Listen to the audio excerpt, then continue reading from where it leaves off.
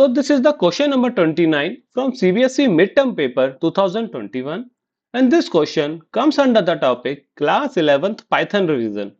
So in this particular question, few Python statements have been given to you and it has been asked what will be the output of this particular code. So in order to solve this one, let's do the line numbering first and then we'll try to resolve line by line what will each and every line is doing.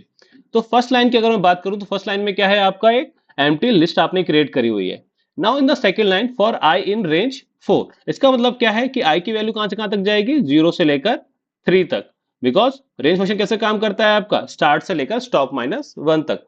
Since start value given नहीं है इस case में, तो value क्या जाएगी आपकी 0 से start होके 4 माइनस 1 तक. तो मैंने क्या करा है, आई की वैल्यू लिस्ट डाउन कर ली.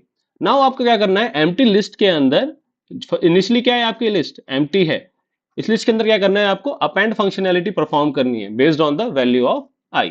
तो अगर मैं कैलकुलेट करूं 2 इंटू आई प्लस 1 की वैल्यू क्या होगी. ठीक है, तो फर्स्ट केस में जब वैल्यू 0 है तो इट विल बिकम 1. इस केस में वैल्यू क्या हो जाएगी 2 प्लस 1 विच इज 3. इस केस में क्या हो जाएगी 2 into 2 which is 4 plus 1 equals to 5. Similarly इस केस में क्या हो जाएगी 2 इंटू 3 प्लस 1 विच इज 7. तो हमारी लिस्ट के जो वैल्यूज हैं वो क्या क्या आते जा रही हैं. ठीक है, अकॉर्डिंग टू द वैल्यू. अब इन्हीं वैल्यू से क्या करना है आपको, लिस्ट के अंदर ऐड करते जाना है. तो फर्स्ट केस में क्या ऐड होगा आपका 1, सेकंड केस में क्या ऐड हो जाएगा आपका 1 के बाद 3. अपेंड फंक्शन कैसे काम करता है आपका, जो भी एलिमेंट आप अपेंड करना चाह रहे हो वो लास्ट में ऐड हो जाएगा. सिमिलरली इस केस में क्या होगा 1 3 5 ऐड हो जाएगा और इस केस में क्या होगा 1 3 5 एंड 7. ठीक है, तो ये हो गया आपका लूप खत्म. तो लाइन नंबर 1 में क्या था आपका एम्प्टी लिस्ट. सेकंड लाइन जो नहीं आपका जो फॉर लूप है उसमें क्या था, आपकी रेंज कहां से कहां तक जा रही है 0 से लेकर 3 तक. फिर क्या कर रहे हो आप, हर इटरेशन में क्या काम कर रहे हो आप, लिस्ट के अंदर वैल्यू अपेंड कर रहे हो. क्या वैल्यू अपेंड कर रहे हो 2 into I plus 1. Now in line number 1 it is doing slicing.